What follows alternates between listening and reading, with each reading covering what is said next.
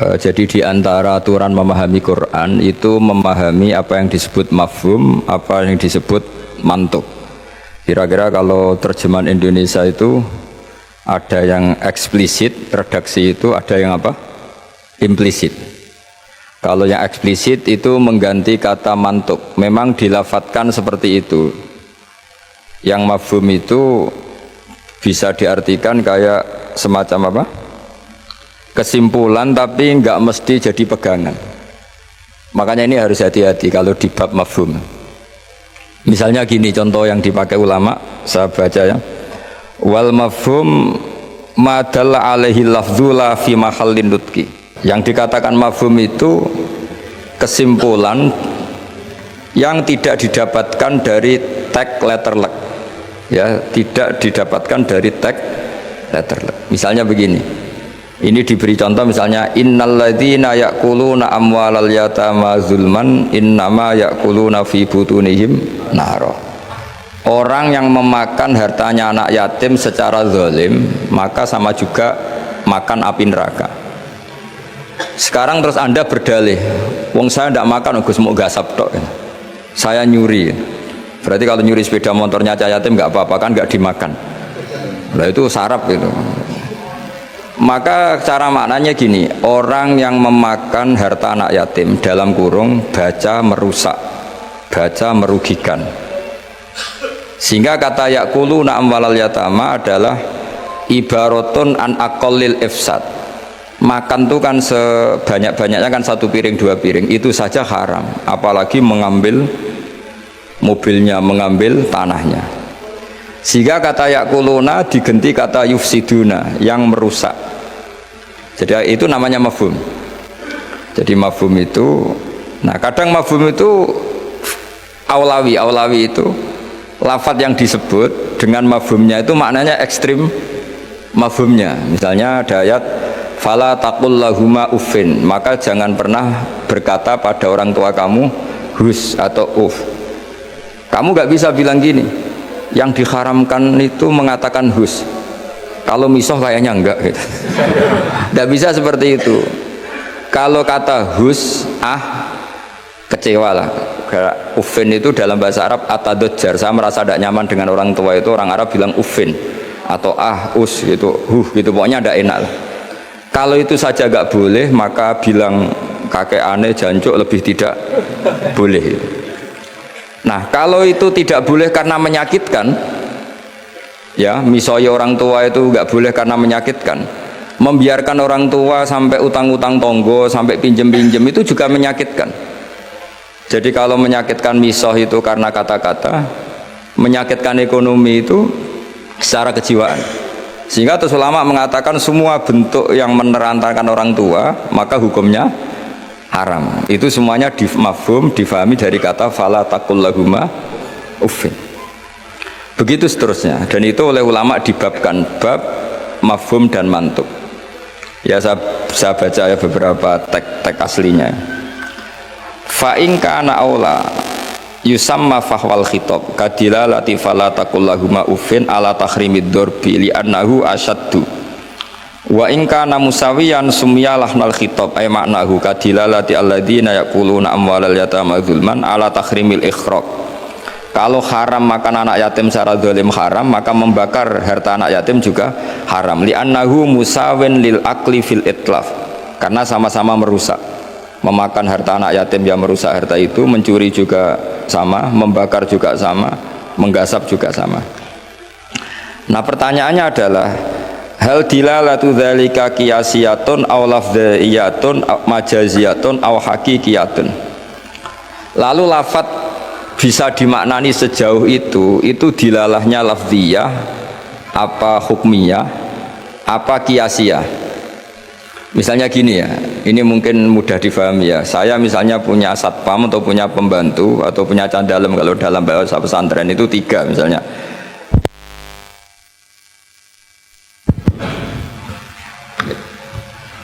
Ya saya misalnya punya pembantu ya, atau dalam bahasa santri itu candalem, itu ada 3, Zaid, Bakar, Umar ya. Ketika ada tamu, Pak On datang, beliau datang, saya bilang Bakar silahkan sini. Umar itu dengar, tapi wong yang dipanggil tidak saya kok, yang dipanggil Bakar. Ali ya dengar, tapi katanya yang dipanggil bukan saya. Tentu saya manggil Bakar itu karena spontan saya ingatnya itu Bakar, sehingga manggil Bakar. Tapi hakikat Bakar adalah pengganti kata Cah Dalem. Sehingga kalau yang datang Umar ya saya nggak masalah, yang datang Ali ya nggak masalah, karena butuh saya ada orang yang melayani tamu. Sehingga lafadz yang disebut pun tidak jaminan hadzal lafdzu bi'aini. Ini memang agak jelimet, tapi mau tidak mau kita harus pelajari. Sehingga dalam kitab-kitab ulumul Quran diterangkan wiridan-wiridan atau perintah yang diberikan Nabi kepada sahabat meskipun disebut namanya tetap itu untuk umum. Jadi misalnya Nabi berkata sama Mu'ad, karena kebetulan Mu'ad yang di depannya misalnya, ya Mu'ad inni uhibbuka fakul dubura kulli sholatin Allahumma inni ala zikrika wa syukrika wa husni ibadati. Kita tahu semua hadis menyebut ya Mu'ad, wahai Mu'ad. Kata Mu'ad ini mewakili semua umatnya Nabi harus terdidik kayak Mu'ad, meskipun yang disebut Nabi Mu'ad. Nah, ketika kita baca wiridan itu, karena kita mengkiaskan diri sama Mu'ad, menganalogikan diri dengan Mu'ad, sama-sama santrinya Kanjeng Nabi. Atau cara berpikir, Nabi itu ingin mendidik semua umatnya. Berhubung yang di depan Mu'ad, maka Nabi menyebut Mu'ad. Tapi bukan hakikatnya itu khusus untuk Mu'ad. Itu namanya mafhum. Jadi mafhum itu satu makna yang difahami meskipun itu tidak dilafatkan, tidak diucapkan. Ya begitu seterusnya. Ya saya teruskan supaya nanti makna Quran itu lebih itu. Ada ayat lagi, in ja'akum fasikum binaba'in fatabayyanu. Terus fadhkurwaha intal mas'aril haram. Di sini ada kata lagi fajliduhum thamaninal jaldah. Jadi begitu juga menyangkut adat. Adat itu bilangan. Ketika Al-Quran menyebut satu bilangan, itu apakah mubalaghah? Mubalaghah itu butuh itu diekstrimkan atau punya makna sesuai bilangan itu. Misalnya begini, sampean kalau mangkal sama seseorang itu, kalau dalam bahasa Jawa itu, meskipun kamu minta maaf saya 1000 kali tidak akan saya maafkan. Ternyata orang itu dablek sekali, ya sudah nanti saya minta maaf 1001 kali, tak susui satu. Itu kamu mangkel nggak? Mesti kamu mangkel, karena kamu menyebut 1000 kali itu saking mangkelnya bahwa saya maafkan kamu itu mukhal. Meskipun Anda minta maaf 1000 kali, tapi orang ini tetap dablek, ya sudah saya tambah 1001. Itu tidak bisa seperti itu, karena adat bilangan disebut Quran dalam konteks balaghah itu hanya lil mubalaghah, mengekstrimkan satu kasus atau satu peristiwa. Itu di semua bahasa dunia. Kalau kamu mangkal sama istri atau mangkal sama teman atau mangkal sama tetangga, mbok rene nganti bungkuk nganti sujud misalnya, tidak akan saya maafkan. Terus kamu bilang gini, ya saya akan sowan kamu sambil melata sambil merangkak. Itu tetap saja. Jadi ini namanya mafhum. Mafhum itu kalimat yang enggak disebut tapi maknanya pasti seperti itu. Jadi maknanya hanya gini tok. Mbok kamu minta maaf saya 1000 kali tidak akan saya maafkan. Maknanya hanya satu. Betapa bencinya orang itu pada itu aja maknanya, betapa bencinya. Nah, di sini juga ada kalimat misalnya ada beberapa kelompok sing Allah itu ngendikan la yukallimuhum wa la yanzuru ilaihim. Allah melihat saja enggak mau. Ngendikan saja enggak mau. Pertanyaannya adalah secara hakikat semua makhluk Allah dilihat Allah enggak? Dilihat. Tapi ada ayat wala yang zuru ilaihi, makhluk-makhluk seperti ini tidak dilihat Allah. Nah, makna tidak dilihat adalah tidak dipedulikan. Hakikatnya Allah tetap melihat. Jadi ayat itu hanya menunjukkan betapa bencinya Allah sama kelompok itu, sampai diistilahkan Allah tidak berkenan melihat. Jadi gak usah dimafhum gini. Oh beneran Allah gak delok, aku maksiat ra konangan, wah yo kasus kalau seperti itu. Nah, ini memang itu balaghah. Jadi ilmu-ilmu yang harus dianalisis secara balaghah. Jadi ada kelompok-kelompok yang menjual belikan agama atau melakukan kejahatan atas nama agama, yasaruna bi ahdillahi wa aimanihim thamanan qalila. Itu orang-orang ini akan dihukum, kata Allah hukumannya adalah la yukallimuhum Allah tidak berkenan ngendikan, juga tidak berkenan melihat. Monggo lho Pak, nak badhe wonten acara. Ini beliau mau nemuin tamu dari kedokteran. Saya teruskan ya. Jadi para audien, para hadirin yang saya hormati, makanya kita sekarang kan punya jargon kembali Quran dan Sunnah, tapi tetap saja aturannya memahami Quran dengan cara-cara yang dipahami para ulama dulu, yang ulama itu punya sanad sampai sahabat, tentu sampai Rasulullah Shallallahu Alaihi Wasallam. Di antara bahasa Arab itu ada mubalaghah. Mubalaghah itu mengekstrimkan satu peristiwa, dan pilihannya kadang pakai bahasa tadi. Saya beri contoh tadi yang orang Jawa bilang, mbok kue rene ping 1000 tetap rata sepuro. Kamu tidak bisa ngarang buku kalau 1000 tidak cukup, kalau 1001 pasti cukup. Memangnya ini KPU kalau 50 plus 1 terus menang? Tidak bisa seperti itu. Ya maknanya hanya ma asyadda bughdahu, betapa bencinya orang itu aja. Allah tidak berkenan melihat orang yang menjual belikan agama. Wah malah penak Allah kalau nggak lihat kita enak. Tidak bisa seperti itu. Saking bencinya Allah sampai diistilahkan tidak berkenan melihat. Itu kan seperti kamu benci orang, wah nak roh kue mutah-mutah, masa mutah-mutah, betul kan? Saking nggak maunya melihat. Itu di bahasa Arab juga seperti itu. Ya, Sabri. Terus waktu lifa fil ikhtijat bihadhil mafahim ala aqwalin katsirah wal asofil jumlah annaha kullaha hujjatun bisyurutin minha alla yakunal mazkuru kharaja lil ghalib. Kemudian mafhum itu apakah bisa jadi argumentasi hukum? Jawabannya iya, asal lafadz yang disebut yang eksplisit tadi disebut bukan karena ghalib. Ghalib itu gampangnya omong lah, ghalib itu umum. Misalnya begini, saya beri contoh yang ekstrim. Jong nak ono wong melarat sini hormati. Misalnya saya seorang kiai atau seorang dosen, kalau ada tamu miskin hormati. Setelah itu ternyata tamunya orang kaya, terus pembantu saya seenaknya tidak hormati. Alasannya yang harus dihormati itu yang miskin, kalau yang kaya tidak perlu. Ini tentu pembantu yang buruk.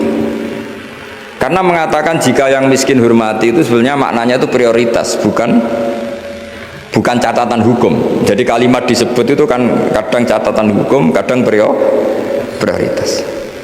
Kalau tadi ya maknanya hanya jika orang miskin prioritaskan, bukan berarti yang kaya tidak perlu dihormati. Lah itu banyak di Quran, di hadis, lafadz yang sebetulnya disebut itu prioritas, tapi oleh orang yang enggak ahli bahasa dianggap catatan apa? Hukum. Maka itu menjadi gaduh, secara hukum menjadi gaduh. Saya beri contoh yang ada di Quran. Kalian tuh haram menikahi anak tiri. Anak tiri itu anaknya istri yang serumah dengan kamu. Yang serumah dengan kamu itu bukan catatan hukum.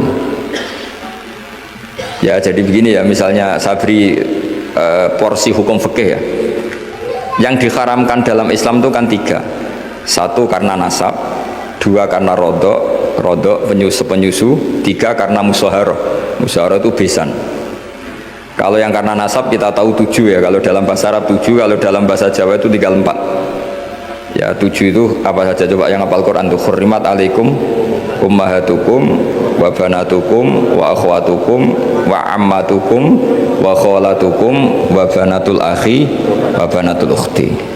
Itu kalau dalam bahasa Arab muharramatun nikah itu ada 7, tapi orang Jawa bilang hanya 4. Sebenarnya memang 4 karena orang Arab itu kan ngitungnya ibu, putri, saudara putri, bulik dari bapak, bulik dari ibu, keponakan dari saudara lelaki, keponakan dari saudara perempuan. Kalau orang Jawa kan ngitungnya bulik ya 1, ya kan, saudaranya bapak atau ibu kita bilang bulik. Kalau orang Arab enggak, kalau saudaranya bapak ammah, ya saudaranya bapak itu ammah, kalau saudaranya ibu kholah, maka dihitung 2, wa ammatukum wa kholatukum. Kalau anaknya saudara orang Jawa bilang keponakan, kalau orang Arab dihitung wa banatul akhi wa banatul ukhti. Sehingga 4 ini di Jawa diringkas jadi berapa? 2, yaitu haram menikahi bulik dan haram menikahi keponakan. Jelas ya? Kemudian yang kedua haram karena rodok. Jika kamu nyusu sama Sri misalnya, otomatis anaknya Sri saudara rodok, dan ibu yang kamu susui otomatis ibu rodok, suaminya Sri bapak rodok. Itu karena rodok. Terus ketiga karena musoharoh.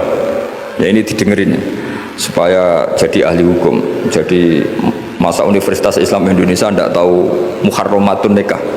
Kamu jangan ikut bahasa-bahasanya artis-artis gaul di Jakarta. Di Jakarta itu kalau orang sudah nikah malah namanya muhrim. Itu sebenarnya salah bahasa. Justru yang bisa dinikah itu harus ajnabiyah orang lain. Kalau mahram malah nggak boleh dinikah, karena maknanya mahram itu orang yang haram dinikah. Jadi justru istri itu bahasa fikihnya ajnabiyah orang lain. Buktinya boleh dinikah. Kalau mahram itu orang yang haram dinikah. Tapi ya sudah ada bahasa gaul gitu ya ikut saja ya, bebo goblok tapi tidak usah ikut goblok. Karena itu memang salah, bahasa itu salah sebetulnya.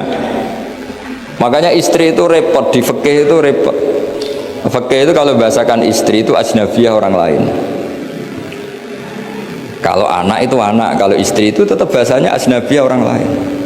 Sehingga sekali dicerai ya benar-benar menjadi orang lain. Kalau kita mati ya benar-benar menjadi orang lain. Buktinya boleh dinikah orang lain. Jika kalau dalam pepatah Jawa ini ajarannya bapak saya, kamu tidak harus ikut.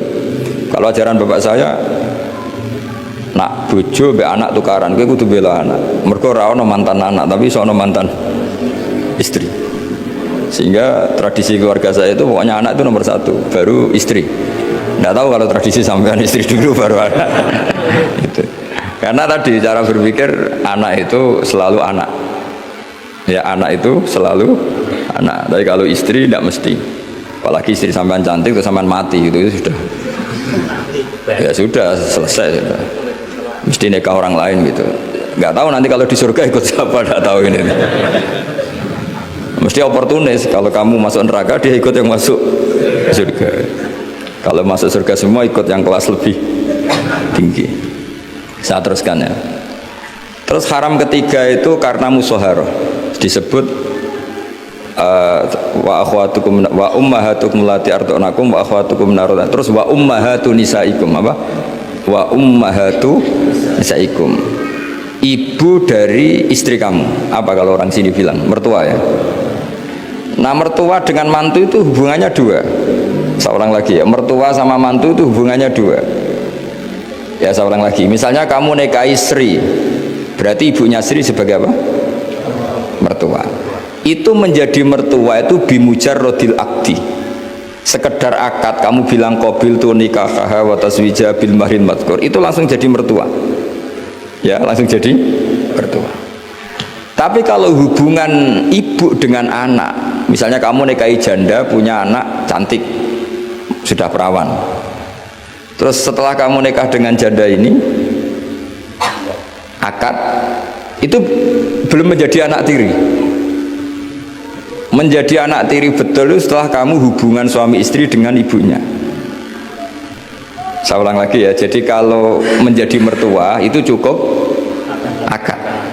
Tapi anak tiri menjadi anak tiri kamu yang haram dinikah itu nunggu hubungan suami istri sama ibunya. Sebab itu agak rumit memang di fikih. Kenapa demikian? Karena ya memang aturannya gitu. Makanya disebut waroba ibukumul lati fi hujurikum min nisaikumul lati dakhaltum bihin fa illam takunu dakhaltum bihinna fala junaha alaikum. Jadi kalau hubungan apa batunya?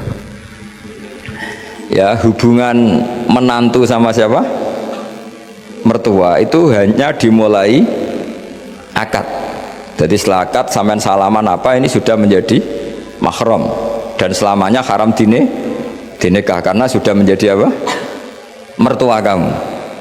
Tapi kalau orang yang kamu nikah itu punya anak putri, itu menjadi anak tiri yang benar-benar berstatus anak tiri setelah hubungan sama istri.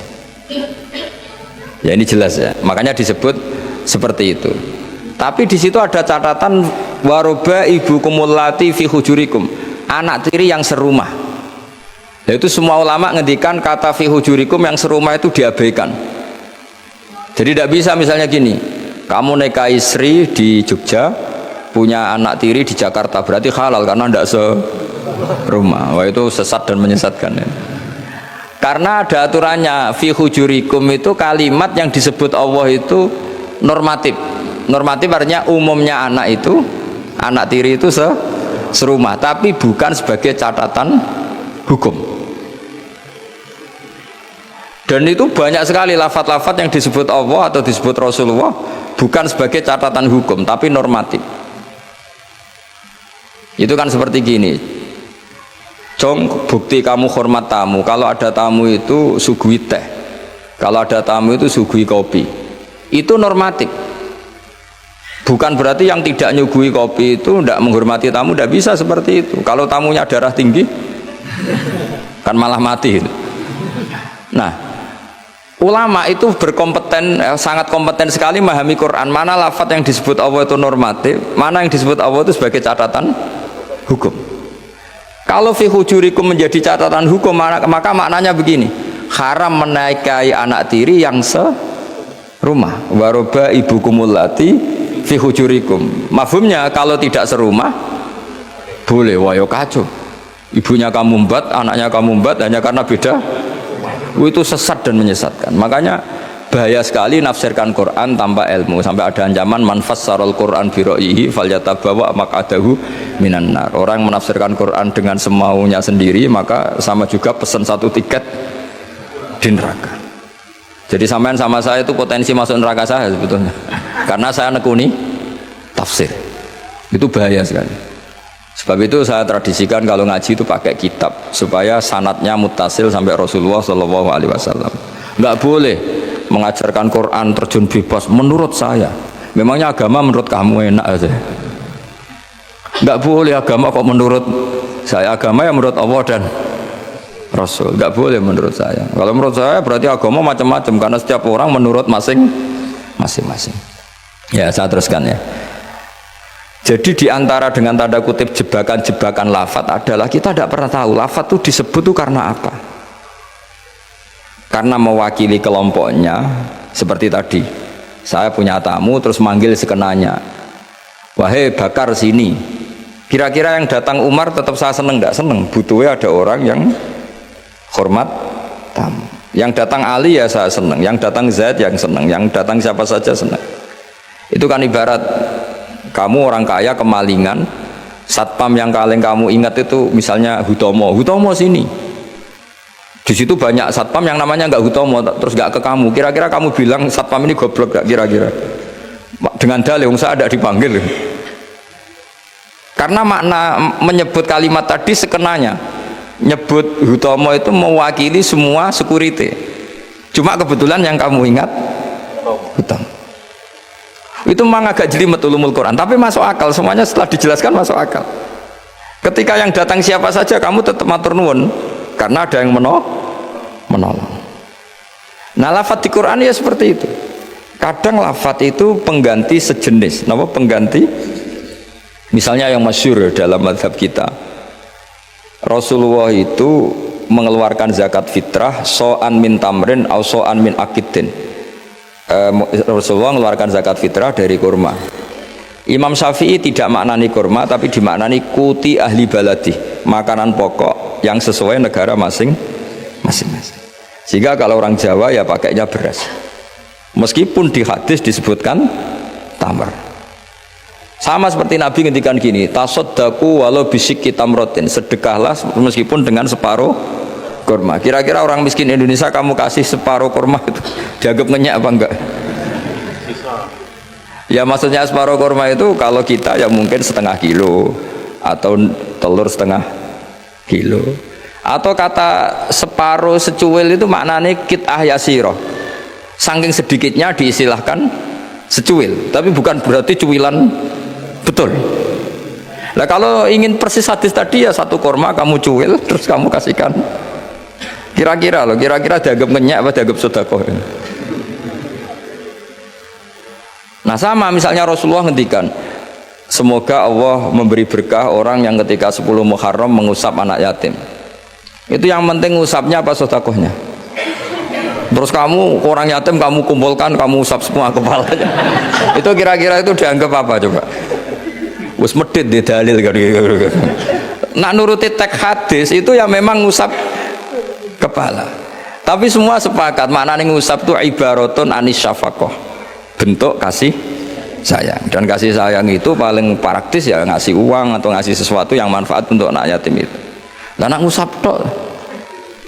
Selok waduh-waduh dibeli orang parade ngusap anak yatim. Nah itu ya termasuk di ulumul Quran diikutkan bab mafhum dan mantuk. Jadi memang susah. Jadi ahli Quran itu susah.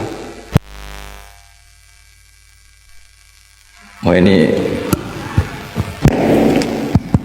ya, jadi menjadi ahli Quran itu harus seperti ini memang.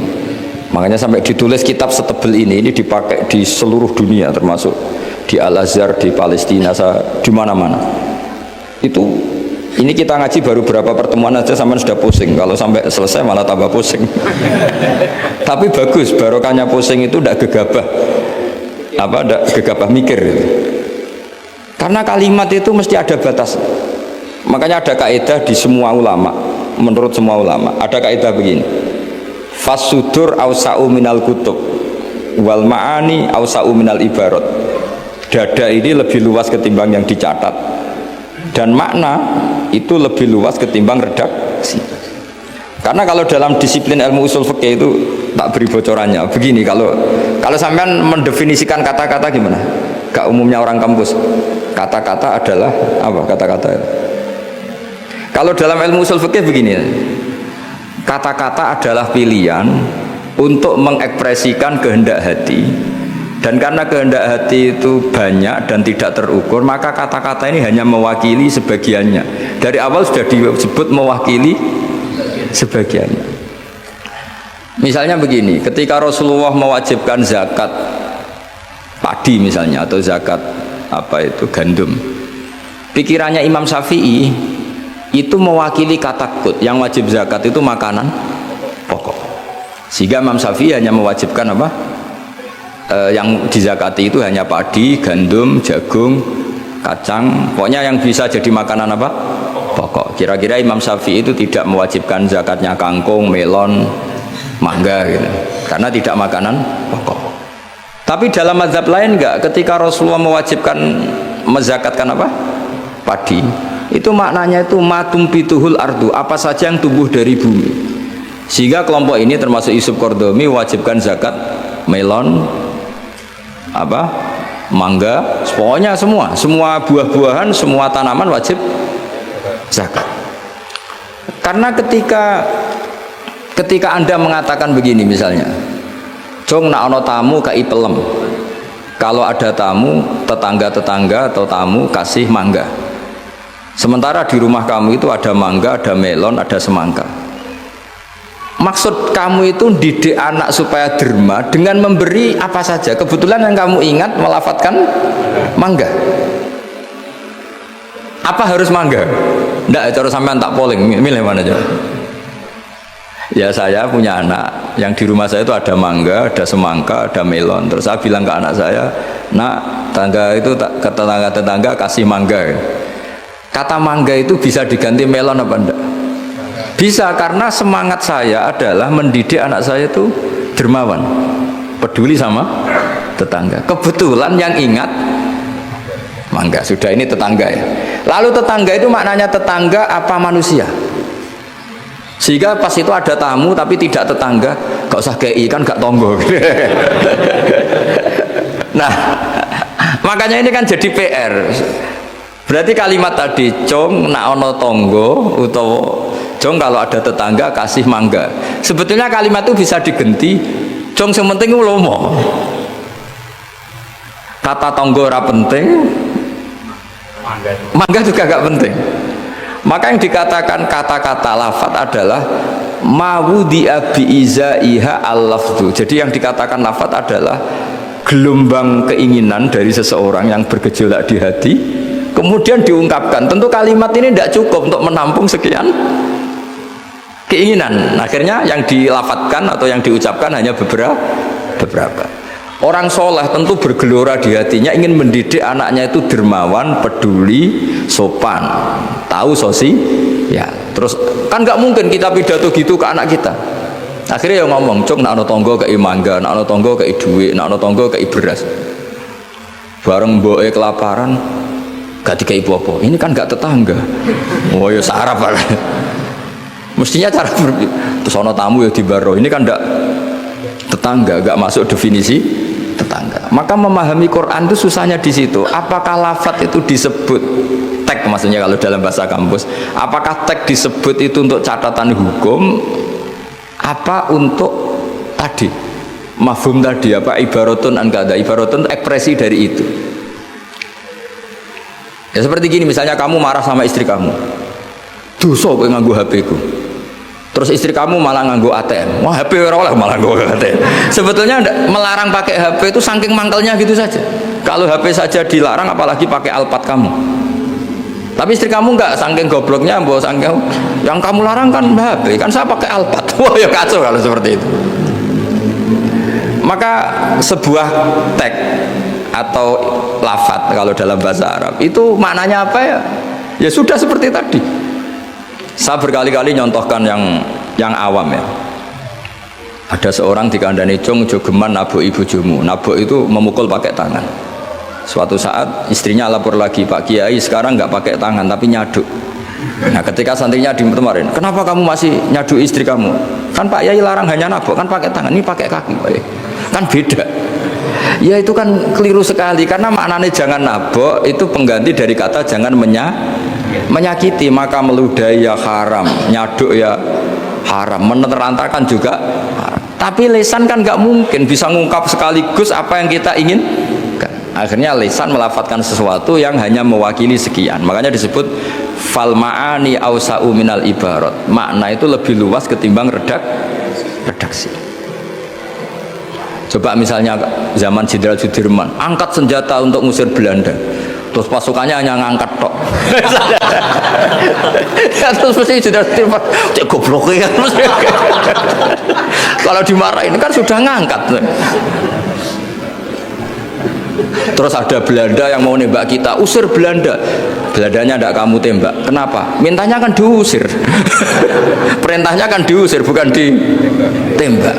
Kasus gak kira-kira ada pemahaman seperti itu? Tapi lafadz tuh nggak mewakili, kalimatnya angkat senjata, usir penjajah. Padahal maknanya apa coba?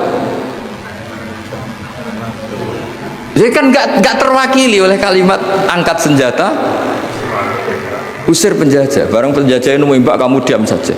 Gimana caranya nangkep terus mengusir? Kan nggak ada perintah menembak, usir. Itu kan kasus seperti itu.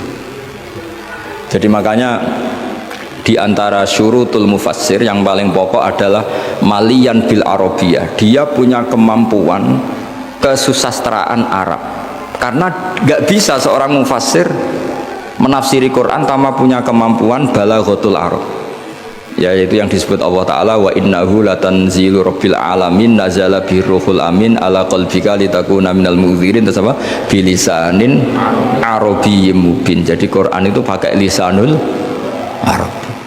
Sehingga kalau dalam kitab-kitab besar diterangkan, ketika Rasulullah dikatakan begini oleh Allah, liyaghfira laka Allahu ma taqaddama min dzambika wa ma ta'akhkhara, itu bukan berarti Nabi pernah dosa, enggak, karena Nabi itu maksum. Maksum itu terjaga dari dosa. Tapi itu ekspresi mahabbah. Saya ulang lagi, itu ekspresi mahabbah. Misalnya saya senang sama seseorang, mesti kalau ketemu saya, sudah kamu tidak usah khawatir sama saya, kesalahan-kesalahan kamu sudah saya maafkan. Sebetulnya itu hanya ekspresi mahabbah. Saking mahabbahnya sampai andekan salah itu dimaafkan. Bukan berarti menvonis kalau yang diomongin itu salah. Jadi itu ranah-ranah yang memang kita harus hati-hati. Sama seperti begini, ini kata Qodiyat. Qodiyat itu pengarang kitab Asy-Syifa. Doa itu ekspresi mahabbah. Doa itu bukan kalimat hukum. Kalau kalimat hukum itu kan iya sama tidak. Tapi doa itu enggak. Doa itu ekspresi mahabbah. Misalnya kita ketemu Zaid, kita bilang assalamualaikum warahmatullahi wabarakatuh, semoga kamu dapat keselamatan. Nggak perlu Zaid tersinggung. Memangnya saya celaka kok sampai doakan selamat. Kalau nuruti mafhum, didoain selamat itu kan berarti sebelumnya tidak selamat, didoain pinter sebelumnya tidak pinter, didoain kaya sebelumnya miskin. Tapi itu kata hukum, itu pemahaman secara hukum. Iya dan tidak. Kalau pemahaman secara peradaban tidak gitu. Orang mendoakan bukti senang, ya sudah seperti itu. Ya semoga kamu sukses. Ketemu direktur ya kita bilang semoga kamu sukses. Terus direkturnya tersinggung. Ya sukses saya atau dibang kamu, saya sudah direktur. Ya ada seperti itu. Mendoakan seperti itu bukti mahabbah, bukti senang. Nah, Allah karena saking senangnya kepada nabinya Allah ketika mukhotobah, ketika dialek dengan Nabi memulainya dengan afawwahu angka. Allah telah memaafkan kamu. Itu bukan berarti sebelumnya Nabi melakukan kesalahan. Ekspresi mahabbah akan mengatakan demikian. Jadi itu masalah-masalah yang tadi saya utarakan. Fal ma'ani awsa'u minal ibarat. Apa yang ada di hati, ma'ani itu sesuatu yang kita kehendaki. Ma'ani itu dari mufrad maknan, sesuatu yang dikehendaki itu bergejolak jauh lebih dahsyat ketimbang redaksi. Jadi misalnya pagi-pagi le nak tangi turu itu nang wudu, nang sarapan itu. Ya sudah, itu ekspresi bentuk cinta orang tua kita ke kita, bahwa bangun tidur itu ya wudu terus sarapan. Tapi lalu misalnya anak ini melakukan selain sarapan asal menyenangkan orang tua, ya senang.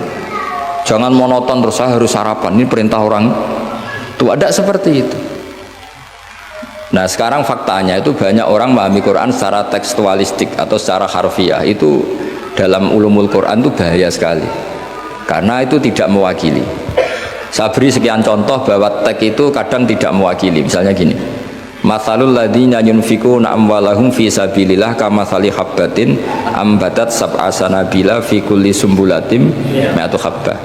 Kan tidak semua padi itu punya sab'a sanabil, punya 7 tangkai ya, dan tidak semuanya satu tangkai berbiji 100. Itu bahasa Arab murni. Ibaratnya seperti itu ya, redaksinya Pak, ibaratnya seperti itu, bahwa sedekah yang diterima Allah ibarat padi yang tumbuh dalam kondisi paling ideal. Dan orang Arab maupun orang Jawa atau orang mana saja biasanya mengekspresikan ideal itu pakai angka. Misalnya, wah itu sugih dunya sak gunung, itu maknanya kaya sekali. Padahal banyak orang punya gunung tidak kaya karena gunungnya tandus. Tapi orang itu akan sepakat, itu kaya sekali, punya harta 1 gunung. Coro cah cilik anak bantah-bantah, dunyaku sak gunung, tidak muni sak langit. Ya pokoknya ingin menunjukkan bahwa kaya raya yang tidak terhingga. Loh itu banyak di Quran seperti itu. Maka saya beri definisi ya supaya sampean ahli usul fikih.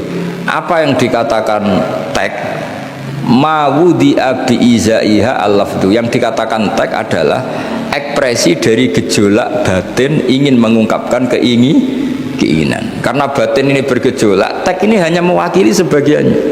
Kayak tadi kamu ketakutan di dalam rumah ada ular gitu, misalnya ibu-ibu atau mbak-mbak mesti manggil kan, Kak Rene, ingatnya kakaknya.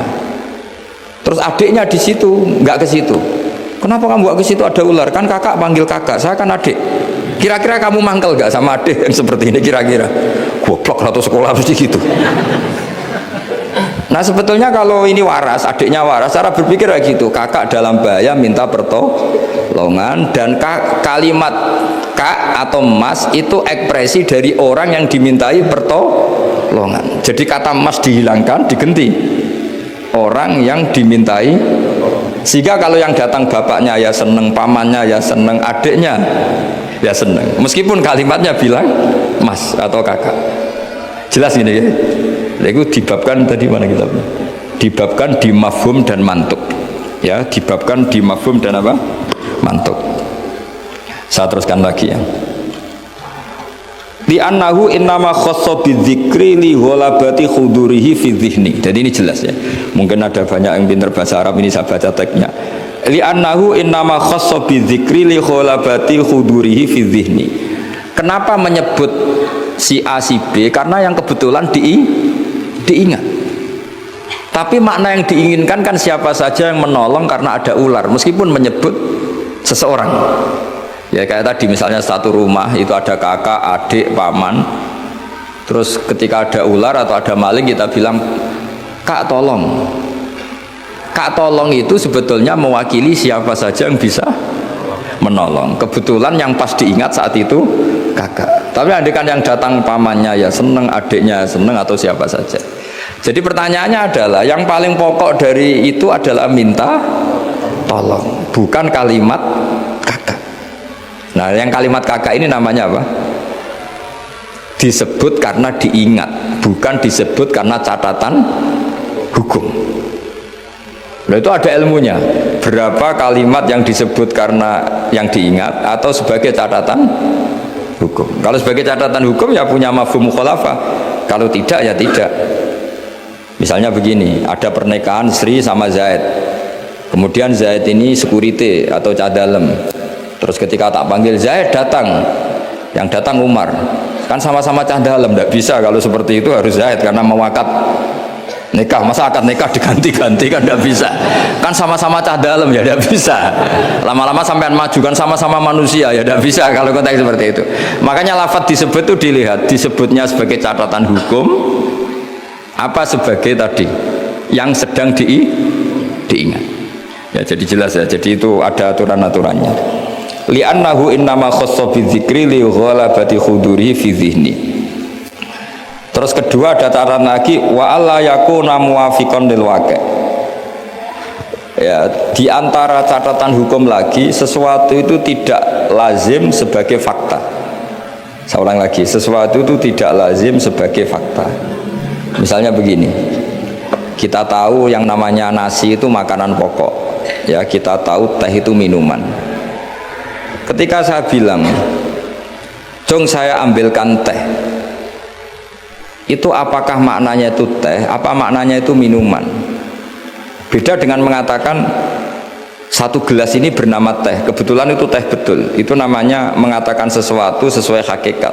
Karena teh ya dikatakan teh. Tapi kalau mengatakan tamu saya ambilkan teh, ini pertanyaannya adalah teh itu menggantikan kata minuman apa memang harus teh? Jadi itu memang seperti itu.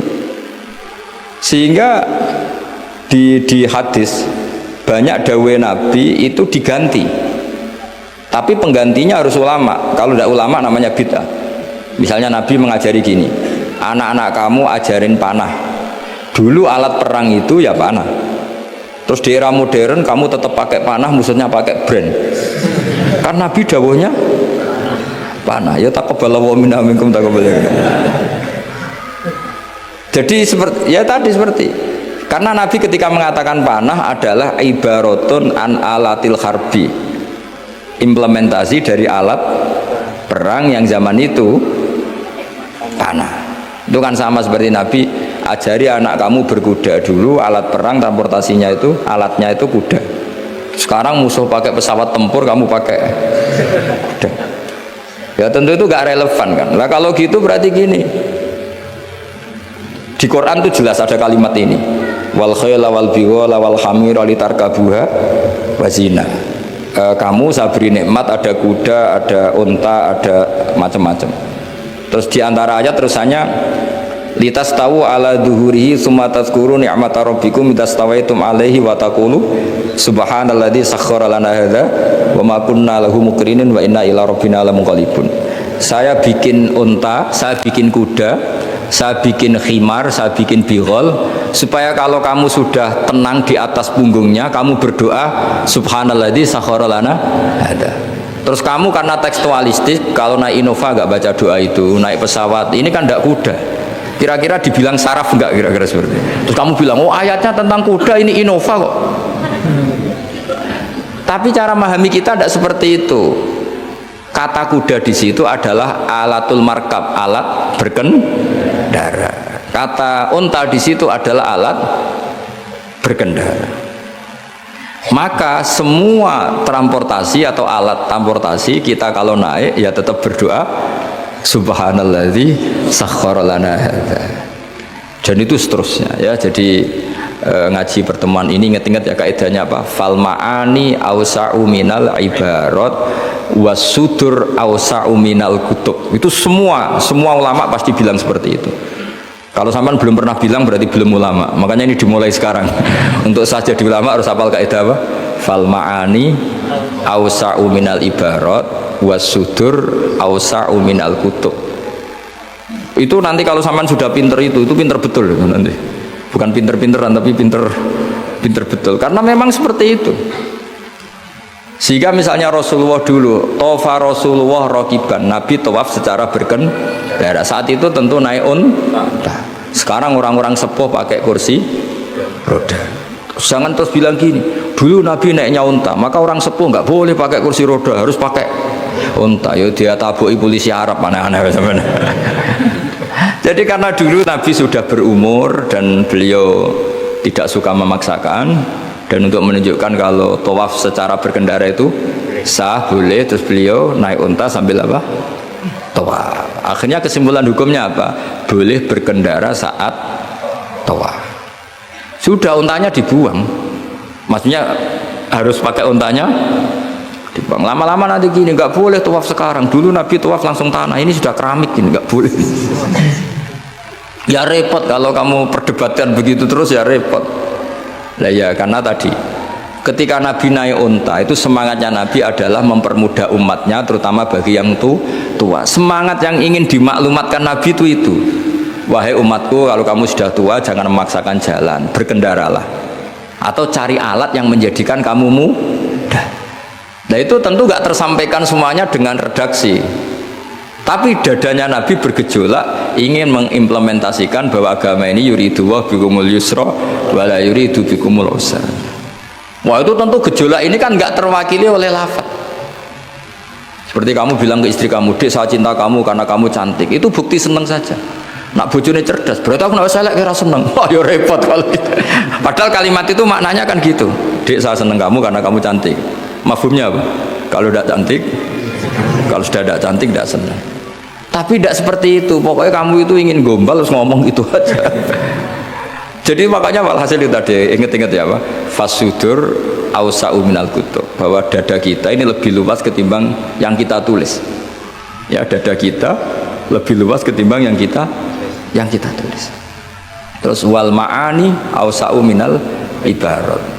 Makna yang kita kehendaki itu jauh lebih luas ketimbang redaksi. Karena tadi kita manggil security misalnya si A, yang datang selain si A juga nggak masalah. Karena kata si A tadi hanya keterbatasan kita sebagai manusia, sehingga harus menyebut satu orang. Padahal siapa saja nggak masalah.